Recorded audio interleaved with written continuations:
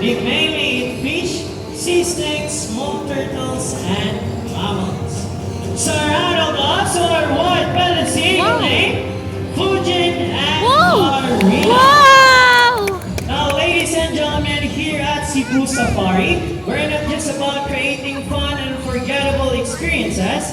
Our top priority is wildlife conservation. We work hard to protect these endangered species, provide them with safer habitats, and educate guests about the importance of Look, preserving nagwapa sa nature. parrot. Together, we can make a difference for wildlife and for a better future generation.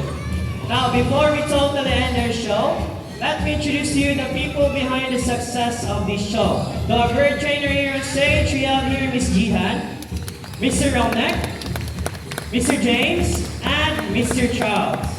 To make this even more memorable, we present to you the symbol Isuya of ato. love, Kato nga igol. peace, Wow! prosperity,